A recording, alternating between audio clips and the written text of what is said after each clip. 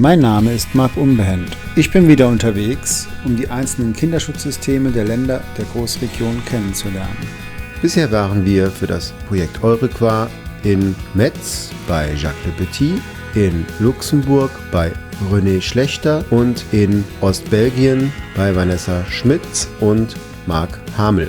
Nun fahre ich nach Paris, um mit Eric Delemare, dem Kinderschutzbeauftragten Frankreichs, ein Interview zu führen. Ganz Paris befindet sich im Corona-Lockdown und sogar die Schaufensterpuppen müssen Masken tragen. Obwohl sich auch hier nicht alle daran halten. Ich laufe durch Paris und mir fallen die Metro-Eingänge im Jugendstil auf.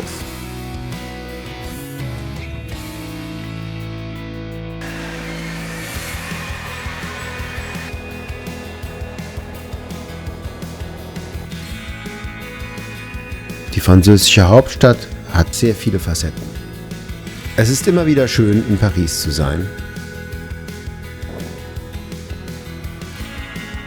Ich komme in einem Ministeriumsgebäude an, in dem sich der Sitz des Kinderrechtsbeauftragten Frankreichs, Eric Delemare, befindet.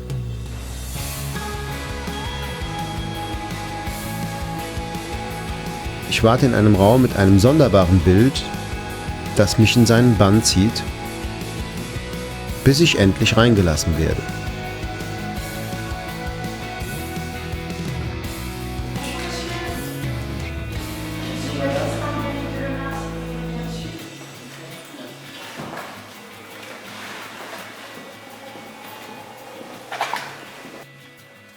Nach einem langen Gang durch verschiedene Flure erreiche ich Monsieur Delemare.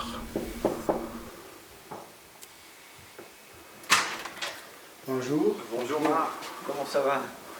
Vous allez bien? Ouais. Bonjour, je suis Eric Delemare, défenseur des enfants, adjoint de la défenseur des droits Claire Hédon. Le défenseur des droits agit pour la défense et la promotion des droits et pour le respect des libertés. Il agit dans 5 grands domaines.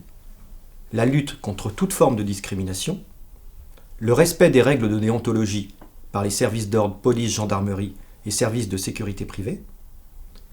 Il aide les personnes dans leur démarche auprès des services publics. Il protège et réoriente les lanceurs d'alerte. Et puis, il agit pour la défense et la promotion des droits de l'enfant. Eh bien, merci pour cette rencontre. Donc, Eric Delemare, je suis le défenseur des enfants. Je suis arrivé en novembre de l'année dernière, en 2020. Et auparavant, j'ai travaillé 30 ans dans l'éducation et principalement 23 ans dans le champ de la protection de l'enfance. J'ai été éducateur, chef de service et directeur d'établissement. Et je m'occupais d'enfants en situation de grande vulnérabilité dans des dispositifs d'accueil 24 heures sur 24, des accueils inconditionnels. Et mon rôle, moi, en tant qu'adjoint de la défenseur et défenseur des enfants, c'est d'agir pour la promotion et la défense des droits de l'enfant, notamment en faisant respecter au maximum la Convention internationale des droits de l'enfant, ce traité international ratifié par la France en 1990. Nous avons nos 530 délégués sur l'ensemble du territoire national qui vont résoudre 80% des réclamations par la médiation. Ils vont donc aider les personnes à être rétablir, je dirais, dans leurs droits, avec les institutions publiques, avec Pôle emploi, avec la CAF, avec la préfecture. Et puis, il y a des situations où il y a tellement d'atteintes aux droits que nous faisons des recommandations. Nous faisons des recommandations aux institutions publiques, des recommandations que nous faisons à l'Association des maires de France, à l'Association des départements de France, au ministère, et nous sortons des rapports. C'est pour ça que nous avons des juristes qui rédigent des rapports à partir de toutes les saisines qui concernent des atteintes aux droits. Et c'est une jurisprudence que nous faisons et qui a un vrai rôle pédagogique aussi pour ces institutions publiques. Qu'est-ce que c'est pour vous, protection de l'enfance?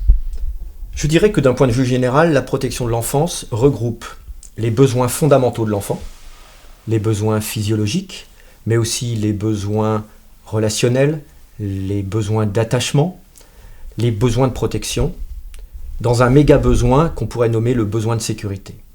Et puis l'accès aux droits fondamentaux. Le droit à l'éducation, le droit à la protection sociale, le droit à la justice, le droit à la santé.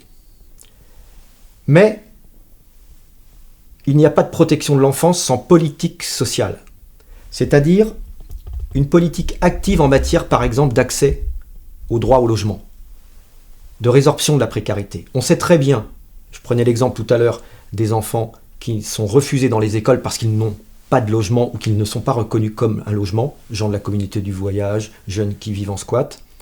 Eh bien, si ces problèmes de logement ne sont pas réglés, eh bien vous avez des risques d'enfants en danger et vous avez des risques d'enfants qui vont se retrouver séparés de leur famille. Donc la politique de protection de l'enfance, c'est tout ça. On pourrait dire aussi, puisqu'on dit l'intérêt supérieur de l'enfant prévaut à tous les autres intérêts. Sous-entendu, les intérêts en jeu dans une procédure, dans une situation, et donc les intérêts des adultes. Parce que souvent, les adultes considèrent que petit enfant, petit droit. Alors que non, les enfants ont des besoins spécifiques. Et là, c'est là où il faut expliquer aux adultes, de mon point de vue, l'intérêt supérieur de l'enfant. C'est une double responsabilité pour l'enfant. C'est protéger un enfant parce que, par essence, un enfant est vulnérable, mais c'est aussi parce qu'il est vulnérable que de tous les êtres, c'est celui qui a la plus grande capacité d'apprendre, de curiosité et de s'émerveiller. Donc il y a une obligation de protection et une obligation de le diriger vers le bon chemin, de l'éduquer. C'est ça, cette double responsabilité. C'est ça qui fait que l'intérêt de l'enfant est supérieur, puisque c'est un être en devenir qui dépend des adultes. C'est comme un tuteur d'un arbre, vous voyez ? Le tuteur va permettre que l'arbre grandisse droit. Et puis, à un moment donné, vous enlevez le tuteur. Si vous ne mettez pas de tuteur, l'arbre va pousser de travers. Alors parfois, il y a des très beaux arbres qui poussent de travers. C'est ce que je voulais dire. Mais vous pourrez pas redresser. Je trouve que c'est une image aussi qui est importante. Donc, cet article, il est fondamental. Et puis, pourquoi l'article 12 ? Parce que l'article 12, c'est la prise en compte de la parole et d'opinion de l'enfant dans toutes les mesures et les sujets qu'il concerne. Et qu'en fait, comment voulez-vous appliquer le droit à la santé, le droit à l'éducation, tous les droits, si vous n'écoutez pas l'enfant ? Donc je dirais que ces deux articles-là ont encore du mal. Il y a des progrès, mais on a encore du mal en France. Je crois qu'en matière de protection de l'enfance, du fait des contraintes parfois, du fait des cloisonnements des politiques publiques et des institutions, c'est bien souvent malheureusement l'intérêt supérieur des institutions avant l'intérêt supérieur de l'enfant. Je vais prendre un exemple en France. À l'école maternelle, les enfants sont très très souvent disposés en U dans la classe. Ce qui fait que lorsqu'ils prennent la parole, ils apprennent devant tout le monde. Ils acquièrent une habitude et une aisance, et ça devient presque une simplicité. Vous les voyez, ils prennent la parole avec aisance. L'instituteur est juste pour dire, oui, là c'est bien, tu termines, on t'écoute, est-ce que quelqu'un veut réagir, etc. Est-ce que quelqu'un veut rajouter, est-ce que toi tu veux rajouter quelque chose ? Et puis quand ils arrivent en primaire, et pendant toute leur scolarité, jusqu'aux études supérieures, en fait, là, ils vont quasiment être tout le temps, à part quelques ateliers plus tard, mais ils vont être tout le temps les uns derrière les autres. Et là, ils sont dans une relation au professeur, à l'instituteur, une relation de soumission, et là, ils commencent à être mal à l'aise, à rougir, à se sentir moites, à avoir des tics, à perdre confiance en eux. Et donc, les enfants qui sont à la maison dans des contextes socioculturels plutôt favorisés vont pouvoir s'en sortir. Mais d'autres enfants en situation de vulnérabilité ne vont pas acquérir cette compétence-là et seront sans doute auront moins d'acuité et sauront sans doute moins se protéger que d'autres. Est-ce que c'est imaginable que quelqu'un contacte le défenseur des droits de l'enfant pour des cas transfrontaliers, ou est-ce que c'est déjà le cas ? Oui, nous avons des délégués sur le terrain qui sont saisis concernant des problèmes transfrontaliers. En fait, de nombreux enfants sont amenés à franchir les frontières alors qu'ils font l'objet d'une mesure d'aide, d'une mesure de protection, de soutien. Parfois, certains de ces déplacements sont positifs pour l'enfant, parce que parfois, c'est des structures qui n'existent pas en France, ou qui sont saturés. Mais dans de nombreux autres cas, des difficultés nouvelles vont apparaître du fait des règlements spécifiques, parfois difficiles à comprendre, des cultures professionnelles différentes, et puis souvent le barrage de la langue qui fait que vous comprenez encore moins le système. Ça, c'est une réalité que nous avons, d'où la collaboration, la déclaration commune d'intention et le projet Eureka, qui grâce aux acteurs de terrain dans tous les pays frontaliers, qui promeuvent les droits, qui travaillent dans l'intérêt supérieur de l'enfant, vont collaborer ensemble, vont faciliter les compréhensions et vont créer peut-être, et j'en suis sûr, une culture commune transfrontalière qui permettra de faire connaître aux familles, aux enfants qu'il y a une collaboration contractuelle en fait, entre les représentants des défenseurs des enfants dans chacun de ces pays. J'espère beaucoup. Oui. Je vous remercie encore une fois, Monsieur Delemare, et merci d'avoir donné cette possibilité d'interview. Au revoir Marc, à bientôt, merci, à une prochaine fois. Pour l'interview. Hein, et puis au plaisir, je vous raccompagne. D'accord. Au revoir, à bientôt. Au revoir. Ciao. Ciao.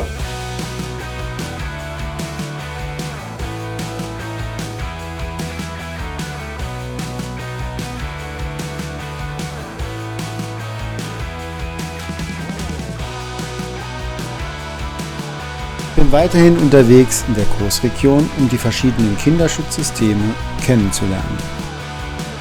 Das Kinderschutzprojekt führt mich heute nach Mainz.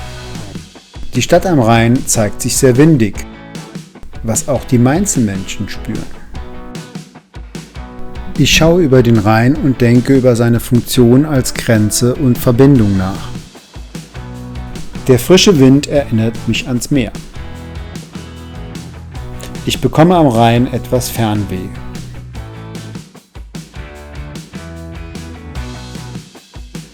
In Mainz treffe ich mich mit Barbara Schleicher-Rothmund, der Bürgerbeauftragten des Landes Rheinland-Pfalz, und Klaus Lotz, dem Ombudsmann der Bürgerbeauftragten. Mein Name ist Barbara Schleicher-Rothmund, ich bin die Bürgerbeauftragte des Landes Rheinland-Pfalz und die Beauftragte für die Landespolizei. Bei mir im Büro ist ebenfalls angesiedelt die Ombudsstelle der Kinder- und Jugendhilfe. Die gibt es seit 2017. In der Kinder- und Jugendhilfe wenden sich Eltern, Kinder, Jugendliche, Jugendämter an uns und wir versuchen, bei Konflikten oder anderen Fragestellungen unterstützend und vermittelnd tätig zu sein. Mein Name ist Klaus Lotz. Ich bin hier beschäftigt in der Ombudsstelle Rheinland-Pfalz bei der Bürgerbeauftragten. Von der Tätigkeit bin ich Jurist. Meine Aufgabe ist es, Kinder und Jugendliche zu beraten in ihren Rechten und ihnen Hilfestellungen zu geben, wenn sie Probleme mit Institutionen haben, wenn sie mit Eltern, Pflegeeltern oder Jugendhilfeeinrichtungen nicht zurechtkommen, ihnen dort entsprechende Beratungsmöglichkeiten und Lösungsmöglichkeiten anzubieten. Hallo, Herr Mensch, schön, dass Sie da sind. Hallo. Also unser System greift dem Grunde nach sogar der Novellierung des Sozialgesetzbuches vor. Als das Sozialgesetzbuch jetzt vor kurzem novelliert wurde, im 9a ganz konkret, sind die Ombudsstellen erwähnt und institutionalisiert sozusagen. Und dort steht, dass diese Ombudsstellen personell und finanziell unabhängig sein sollen. Und das ist etwas, was in Rheinland-Pfalz von Anfang an gegeben war. Die finanzielle Unabhängigkeit wurde uns durch den Landtag gewährt und die personelle Unabhängigkeit auch. Also einmal durch die Wahl der Bürgerbeauftragten, wo es angesiedelt ist, und zum Zweiten, dass wir Mitarbeiter, die im Landesdienst sind, sprich meine Kollegin, eine Pädagogin und ich, beide Landesbeamte sind und sind auch insofern personell unabhängig gegenüber Dritten außerhalb des Landtags stehenden Personen und Institutionen. Damit einhergeht auch das, was geschaffen worden ist in Rheinland-Pfalz, Jugendbeteiligungsrechte, Beschwerdesysteme in den Jugendhilfeeinrichtungen. Bei uns bekommt keine Jugendhilfeeinrichtung eine Zulassung, wenn nicht ein entsprechendes Beschwerdemanagement besteht. Dafür ist wiederum in der Überwachung das Landesamt für Jugend und Soziales zuständig, wo auch Kinderschutz angesiedelt ist und die enge Zusammenarbeit mit den Kinderschutzdiensten besteht. Und was jetzt als Neuestes in Rheinland-Pfalz dann auf den Weg gebracht worden ist, sind diese Jugendbeteiligungswerkstätten und Jugendbeteiligungsmöglichkeiten, wo in einem größeren Rahmen sich nochmal Kinder und Jugendliche, die in Jugendhilfeeinrichtungen untergebracht sind, zusammenfinden können, um dann über Belange, die Kinderrechte und Kinderschutz betrifft, dann auch nochmal in einem größeren Rahmen an die Politik herantragen können. Ja, und wir hatten auch ein sehr schönes Beispiel, wo man sehen konnte, dass wir den Kindern deutlich machen, dass sie Rechte haben, dass sie nicht nur Pflichten haben, sondern dass sie auch Rechte haben. Da ging es um ein 11-jähriges Mädchen, die in einer Einrichtung war. Die Eltern waren, glaube ich, beide drogenabhängig und haben also kein Interesse an dem Kind gehabt. Und die fühlte sich da wohl in der Einrichtung, alles war prima. Und dann ist gesagt worden von Seiten des Jugendamtes, nee, sie müsste jetzt die Einrichtung wechseln. Und das hat sie nicht gewollt und das hat sie auch nicht nachvollziehen können, warum und weshalb. Und dann hat sich auch die Lehrerin für sie stark gemacht und hat gesagt, die ist im Gymi und die ist richtig gut und die hat Perspektive. Also man würde das überhaupt nicht verstehen, was da passieren sollte. Und dann ist dann gesagt worden, na wende dich doch mal hier an die Ombudsstelle. Und dann ist der Herr Lotz da hingefahren und jetzt solltest du es mal weitererzählen, wie es dann gelaufen ist, weil das wirklich ein schönes Beispiel dafür ist, wie ein Kind, eine 11-Jährige, um ihr Recht kämpft. Also wir haben dann ganz eng zusammengearbeitet mit dem Mädchen, erstmal das persönliche Gespräch natürlich mit ihr gesucht, ganz alleine. Und dann hat sie nochmal ihre Perspektiven vorgetragen, das, was sie sich wünscht, wo das Problem liegt.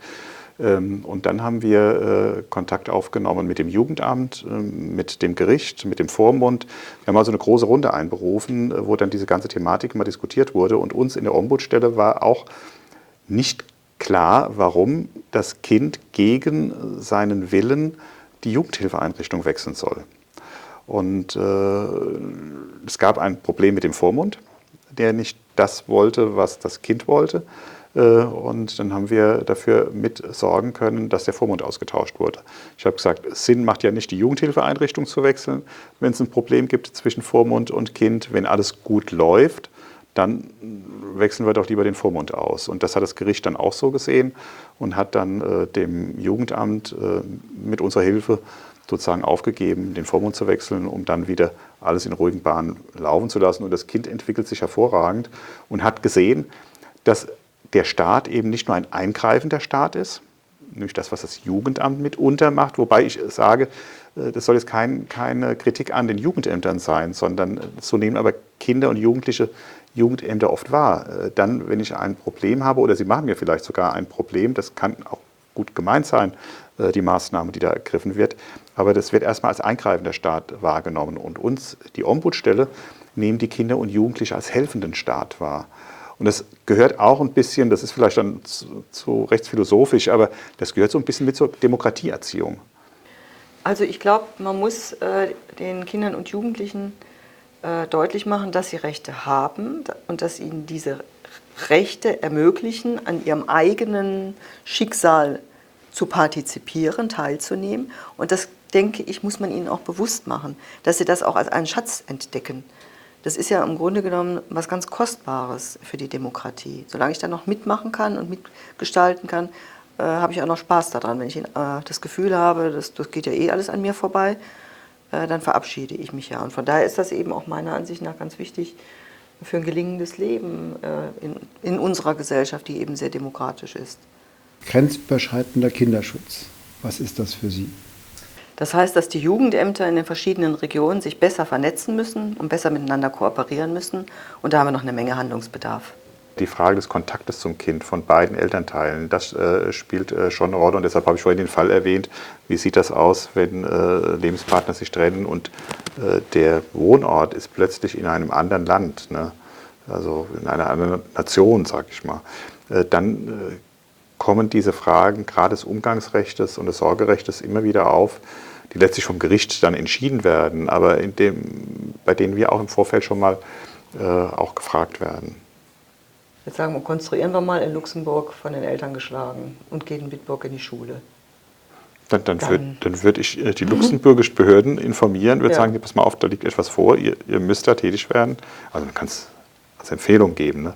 Wenn dann nichts passiert, Dann stellt sich die Frage neu, dann muss man sagen, wenn dem Kind dort nicht geholfen wird, man kann das Kinderrecht nicht dadurch untergraben, dass jemand nicht tätig wird. Ne? Dann würde ich im Zweifel auch als Jugendamt in Deutschland tätig werden und würde sagen, lass mal drauf ankommen, ob ich verklagt werde. Aber zunächst mal ist das schon das Jugendamt, wo dann, also wie schon gesagt, die Gewalttat passiert. Ja, bei den Umgangsrechten ist es ja so, dass im Grunde nach, wir haben bei uns verschiedene Modelle, wie das gelebt werden kann. Jetzt kann es sein, dass in Luxemburg, ich nehme immer das Beispiel Luxemburg, es kann natürlich auch Frankreich sein, ne, anders geregelt ist. Ne, und dann überlappen sich die beiden Rechtsgebiete. Und da muss sichergestellt sein, eben auch aus der UN-Kinderrechtskonvention, dass das Umgangsrecht, was ja nicht nur ein Recht der Eltern ist, das Umgangsrecht ist ja auch ein Recht des Kindes, dass es nämlich beide Elternteile sehen kann, darf und mit ihnen leben darf, dass das eben gleichrangig in beiden Regionen umgesetzt wird. Wenn wir als Ziel mal einen optimalen länderübergreifenden Kinderschutz annehmen, müsste es heißen, welche Schritte wären zu gehen, um dies von heute aus gedacht zu erreichen? Da kommt viel zusammen. Erstmal müsste man es schaffen, dass die Sprache keine Barriere ist. Das ist schon mal ein großes Hindernis bei allem, was grenzüberschreitendes Zusammenarbeiten anbelangt. Ja. Dass die Sprachkenntnisse eben nicht in dem Maße vorhanden sind. Ja, und dann müsste man natürlich versuchen, sich darauf zu einigen, an welchen Punkten man die Rechtssysteme angleicht. Ich glaube nicht, dass man sie zu 100% übereinander legen kann. Da gibt es dann zu sehr nationale Unterschiede. Aber man müsste sich zumindest mal darauf verständigen, dass man sagt, also das würden wir aushalten, wenn wir da die luxemburgische Regelung mitgehen oder umgekehrt. Also die ganzen Rechtsfragen, und dann müsste man Kommunikation organisieren und die Fachleute zusammenbringen, damit die ihre wertvollen Erfahrungen den anderen mitteilen. Welche Veränderungen braucht das bisherige Kinderschutzsystem aus Ihrer Sicht? Also ich glaube, es bräuchte mehr Personal. Ich glaube, das ist ein ganz wesentlicher Knackpunkt. Personal und Fortbildung. Ich glaube also, dass wir das, was du vorhin sagtest, die Sprache muss gelernt werden. Das Rechtssystem muss gelehrt und gelernt werden. Und da fand ich den Ansatz von dem Herrn Völker eigentlich sehr gut, dass man sagt, wir versuchen mal ein Ausbildungsmodul hinzubekommen. Ne? Das muss ja nicht immer zertifiziert sein. Manchmal denkt man gleich immer an Abschlüsse und beruflichen Karrieren. Ne? Das ist gar nicht so das Maßgebende, sondern maßgebend ist, dass man einen Blog hat, in dem man diese Thematiken bespricht und versteht. Dann bedanke ich mich ganz herzlich, dass wir hier sein durften und dass es endlich geklappt hat mit dem Interview. Also dann, vielen Dank nochmal. Alles Gute. Vielen Dank auch fürs Interview. Alles Gute. Nach dem Interview flaniere ich noch etwas durch die Straßen von Mainz.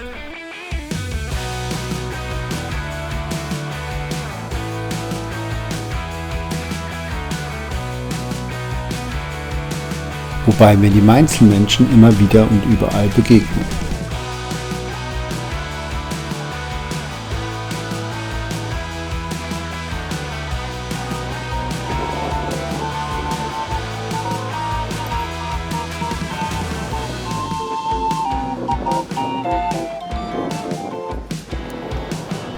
Es ist Winter.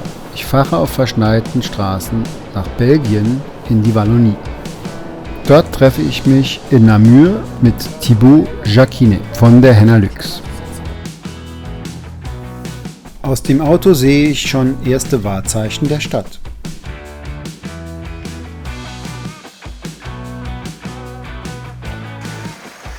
In jeder Stadt ist das Parksystem doch immer wieder anders, wie ich feststellen musste. Das Rätsel des wallonischen Parkautomats kriege ich nach einiger Zeit gelöst. Die Henalux ist die Haute École de Namur, Liège, Luxembourg. Ich treffe Thibaut Jacquinet am Eingang des Hochschulgebäudes.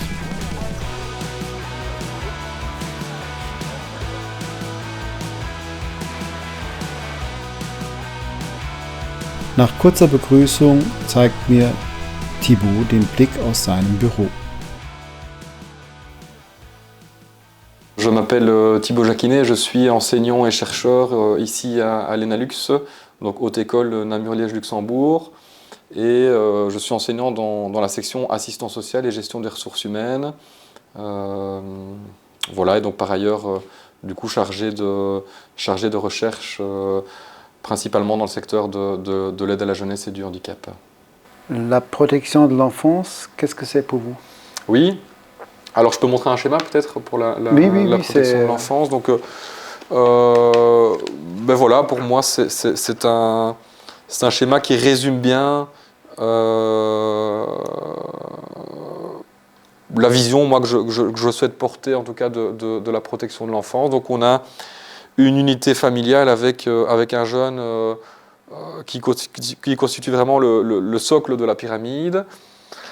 Quand tout va bien, en fait, les choses restent à ce niveau-là, et c'est la famille qui, en fait, est tout à fait autonome et mène sa vie, évidemment avec le respect de certaines règles, mais sans spécialement avoir besoin de soutien extérieur. Parfois, pour telle ou telle raison, il se peut que ce cadre familial-là ne suffise pas à lui seul, et donc il soit nécessaire de mettre en place un soutien. Alors, ça peut être ce qu'on appelle en fait l'aide sociale générale, hein, donc c'est tous les services de prévention, tous les services de soutien scolaire, les psychologues. En Belgique, on a ce qu'on appelle des centres de santé mentale, des centres de guidance. C'est vraiment, en tout cas, la première ligne qui vient en soutien. On pourrait imaginer, pourquoi pas, un internat aussi pour un enfant. Et quand l'aide sociale générale ne suffit pas, qu'il y a un danger pour l'enfant et que cette aide ne permet pas, en tout cas, de pallier l'état de danger, là c'est le premier, enfin un des grands acteurs, en tout cas, du secteur de l'aide à la jeunesse qui doit intervenir, c'est le SAJ. Et puis s'il y a à nouveau le dernier volet, s'il y a un état de danger et que les personnes refusent de signer le programme d'aide et refusent de mettre des choses en place pour pallier à cet état de danger, la situation est judiciarisée, le juge prend une décision et la famille arrive au service de protection de la jeunesse, donc on appelait service de protection judiciaire auparavant, où là on est dans l'aide vraiment contrainte et imposée, effectivement, ce qui ne veut pas dire que les intéressés ne sont pas entendus et ne sont pas, qu'on ne demande pas leur avis, que du contraire, mais en tout cas il y a une décision qui fait loi et qui est imposée par le judiciaire. Alors, moi ce que je trouve intéressant, en tout cas dans ce domaine-là, c'est la volonté vraiment de réoutiller la famille. Et on le voit ici, hein, il y a des flèches qui redescendent à nouveau, parce que quand on est au niveau de la protection judiciaire, l'objectif c'est de redescendre au niveau en dessous, et puis encore en dessous, pour vraiment redonner les rênes à la famille. Je crois que c'est là que tout joue, parce que, à mon sens, quand on commence à gravir les échelons, quelque part, c'est aussi un échec collectif de la collectivité, de la société. C'est lié aussi à des inégalités qui sont persistantes. Les situations que l'on connaît transfrontalières, donc à savoir par exemple un enfant français qui vient en Belgique, pour le secteur de l'aide à la jeunesse, elles ne sont pas nombreuses. Elles ne sont pas nombreuses, mais ce n'est pas pour autant qu'elles ne sont pas dramatiques, et ce n'est pas pour autant non plus qu'elles ne sont pas extrêmement chronophages pour les professionnels. Donc je pense qu'il y a des... Je peux prendre un exemple d'une situation, c'est une maman qui habite dans le nord de la France et qui est partie avec ses 2 enfants, qui a quitté le papa. Elle a rencontré l'amour sur Internet et elle a décidé de prendre ses bagages, de faire ses bagages et d'arriver à Liège, en Belgique, auprès de ce monsieur qu'elle ne connaît pas d'auparavant. Et en fait, ce monsieur est violent, les enfants sont exposés à ces violences-là, sont mis à mal au niveau des apprentissages, au niveau de l'école, au niveau des relations avec le papa qui est resté en France. Enfin, situation extrêmement complexe. Finalement, de fil en aiguille, on se rend compte que le maintien en famille n'est plus possible et les enfants, pour faire court, sont malheureusement placés dans une institution belge. Et en fait, ces institutions-là, on se rend compte qu'elles se retrouvent extrêmement démunies pour différentes raisons, principalement administratives, pas de carte d'identité, pas de mutualité. En Belgique, il faut une mutuelle pour avoir accès à un remboursement des soins de santé, pas d'historique médical. La question des contacts avec le papa quand même, je veux dire, c'est le choix de la maman de quitter le papa, pas le choix des enfants. On parle d'associer finalement l'enfant, donc je pense ici la question s'est posée, qu'en est-il du papa? Donc finalement ils ont fait preuve au niveau de l'organisation d'ingéniosité, de créativité. Alors c'était finalement ça se passait par vidéoconférence, les contacts avec le papa c'était pas possible, au niveau de la distance, de les déposer systématiquement, mais alors il faut bien entendu préparer les enfants à ça, puis rester devant un écran pour écouter quelqu'un, c'est peut-être pas toujours leur truc en bas âge, et donc voilà, je pense que l'institution a dû vraiment être assez créative, et en fait, je pense que on ne se rend pas compte de toutes les difficultés que ces situations-là peuvent comporter. Je dois être honnête. Ce qui est vrai, c'est que, en lien avec le manque de solutions ou de prise en charge, il peut arriver qu'un enfant ne soit pas placé dans une institution qui est juste à côté géographiquement de ses parents. Et là aussi, ça complique. Donc, mais ce n'est pas un manque de volonté des partenaires, c'est juste qu'il y a un manque de financement. Et donc c'est vrai que quand les parents viennent d'une zone plus rurale, qui n'ont pas de moyens de transport, qui n'ont pas de voiture, parce que pas d'argent pour avoir une voiture et que l'enfant est placé à 50 km de là, moi en tant que professionnel, j'ai un peu de difficulté pour accepter ça. Que faudra-t-il à l'avenir pour la protection de l'enfance ? Dans un contexte transfrontalier ou... Moi, je pense que la base, en tout cas, de tout travail dans l'intérêt de l'enfant, c'est aussi la collaboration entre les différents professionnels des différents versants. La collaboration et la connaissance aussi du cadre et des logiques de travail de l'autre. Pour ça, il faut se parler, il faut aussi créer ces espaces en fait de parole et de partage.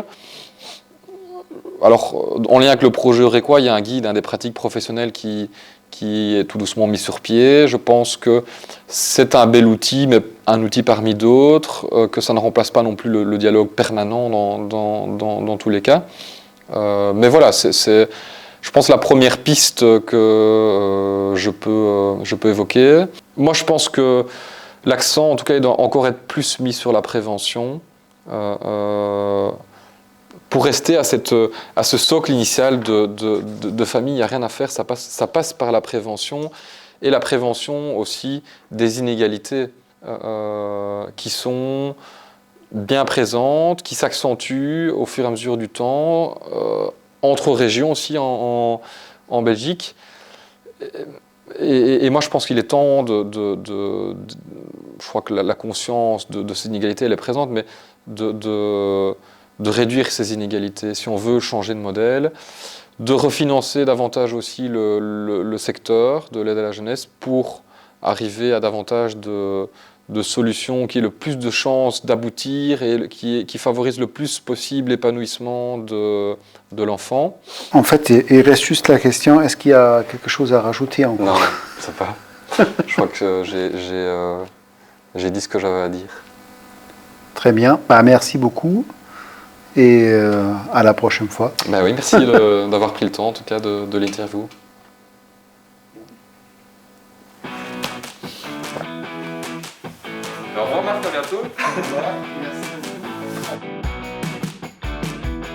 Thibaut begleitet mich noch etwas durch die Straßen von Namur. Wir quatschen noch etwas auf dem Place Saint-Aubin, bevor er mich verlässt.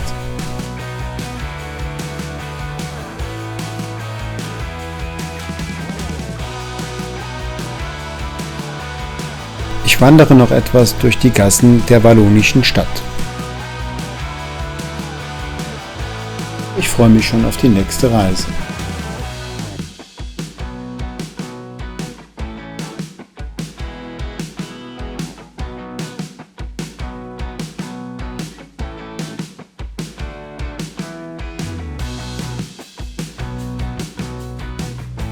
Heute führt es mich nach Saarbrücken, eine Stadt an der Saar, die durch ihre Nähe zu Frankreich geprägt ist. Hier treffe ich Beate Brandt vom Jugendamt des Regionalverbandes Saarbrücken. Vor unserem Interview flaniere ich noch etwas durch die Straßen der saarländischen Landeshauptstadt.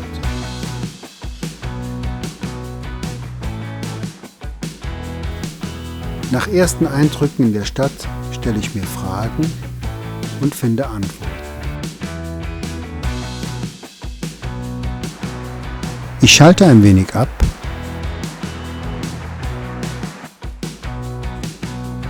und bereite mich auf mein Thema vor.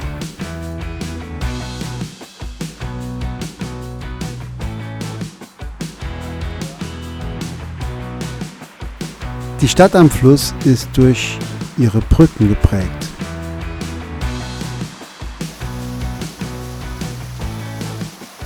Ich komme auch an auffallend vielen Brunnen vorbei, die Ruhe in die Stadt bringen.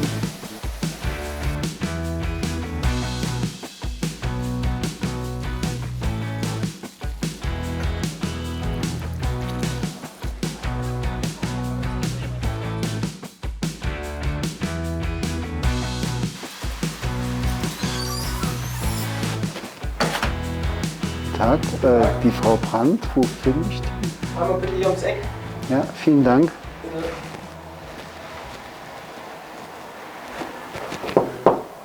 Ja. Guten Tag, Herr Umbehend. Hallo. Schön, dass es heute geklappt hat. Mein Name ist Beate Brandt. Ich arbeite hier beim Regionalverband Saarbrücken im Jugendamt als Abteilungsleiterin für die Abteilung Sozialer Dienst, Pflegekinderdienst und Adoptionsvermittlung. Guten Tag, Frau Brandt. Vielen Dank, dass Sie uns das Interview gewährt haben für das Projekt Eurequa der HTW Saar, wo wir verschiedene Expertinnen und Experten in der Großregion zum Thema Kinderschutz interviewen. Damit sind wir schon voll im Thema. Kinderschutz, was ist das für Sie? Kinderschutz ist natürlich in meinem Bereich das Kernthema, würde ich sagen. Es geht einfach darum, ganz viele Hilfestellungen, ganz viele Möglichkeiten aufzubauen, damit es überhaupt nicht zu Situationen kommt, wo der Schutz von Kindern nicht mehr gewährleistet ist. Das ist auch in unseren Sozialraumbüros mit ein Thema und in unseren Sozialraumbudgets, dass wir sehr viel im präventiven Bereich versuchen zu arbeiten. Das fängt an mit solchen Geschichten, dass wir also auch Kurse für Eltern machen, wo es um das Thema Erziehung geht, wo es um das Thema Versorgung von Säuglingen und Kleinkindern geht, speziellen Gruppenangeboten für Kinder, weil die ansonsten vielleicht nicht so viele Möglichkeiten haben, in ihrer Freizeit irgendwas zu machen und zu unternehmen. Wir vernetzen uns mit Gemeinwesenprojekten, mit Kinderhäusern, mit Jugendzentren, also alles, was quasi in der Region vorhanden ist, versuchen wir halt die Kontakte herzustellen und Dinge gemeinsam aufzubauen. Das ist also der präventive Bereich. Nichtsdestotrotz gibt es natürlich immer diese Fälle, wo es in den Bereich Kinderschutz geht. Und da wollen wir halt auch, ist unsere Zielsetzung, möglichst Wege und Hilfen zu finden, die auch Familien dann ermöglichen, vielleicht dann auch erst zu einem späteren Zeitpunkt, aber wieder ihr Leben gemeinsam miteinander gestalten zu können. Das Anfang des Jahres gegründete Kinderschutzteam, was haben die genau für eine Funktion? Das Kinderschutzteam hat die Besonderheit, dass es ein Team von 6 Mitarbeitern und einer Leitung ist, die sich ausschließlich um das Thema Kinderschutz kümmern. Das heißt, die Sozialarbeiter in den Sozialraumbüros sind ja mit ganz umfangreichen Fragestellungen und Thematiken beschäftigt. Da geht es sowohl um familienrechtliche Angelegenheiten, es geht um reine Erziehungsberatungsgeschichten, es geht darum, Hilfen einzuleiten von ambulanten, teilstationären, stationären Hilfen und natürlich den Kinderschutz. Jetzt haben wir im Laufe der Jahre einfach gemerkt, dass es Kinderschutzfälle gibt, die ganz schnell und mit ganz viel Zeitkapazität abgearbeitet werden müssen und haben dann im Prinzip schon 2 Jahre lang mit einem spezialisierten Kinderschutzteam geliebäugelt, was wir dann also auch auf den Weg gebracht haben. Welche Veränderungen braucht das bisherige Kinderschutzsystem aus Ihrer Sicht? Also ich würde sagen mal insgesamt von dem, was ich so mitbekomme und wenn man sich mit dem Thema auseinandersetzt und wenn man so über den Tellerrand hinaus guckt, bedarf es sicherlich noch ganz viel. Also zum einen denke ich mal, bedarf es wirklich genügend Personal in den einzelnen Bereichen, auch in den Jugendämtern, die wirklich auch diese Zeitressourcen haben. Weil das ist ja jetzt, wenn man so sagt, naja, wir haben Partizipation, wir wollen die Kinder mit einbeziehen, wir wollen die Eltern mit einbeziehen, muss man auch immer sehen, ist das ein zeitlicher Aufwand. Ne? Diese Zeit muss ich ja erstmal haben. Wenn ich jetzt aber mit diesen, ich habe es ja zu Anfang gesagt, vielen Aufgabengebieten der einzelnen Sozialarbeiter befasst sind, dann ist es oftmals ein Problem der Zeit. Das war ja auch mit ein Grund für dieses Kinderschutzteam. Nur Zeit für diese Aufgabe haben.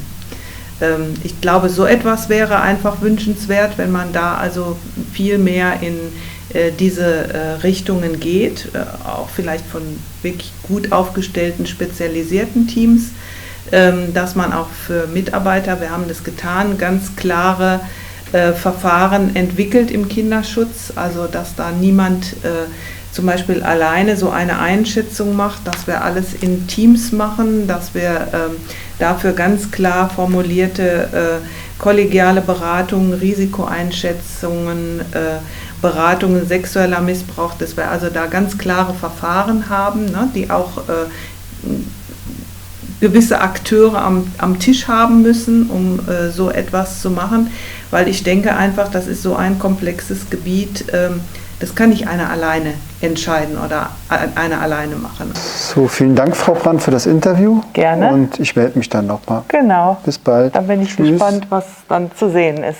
Ja, das werden Sie sehen. Ja, Ja, tschüss. Tschüss.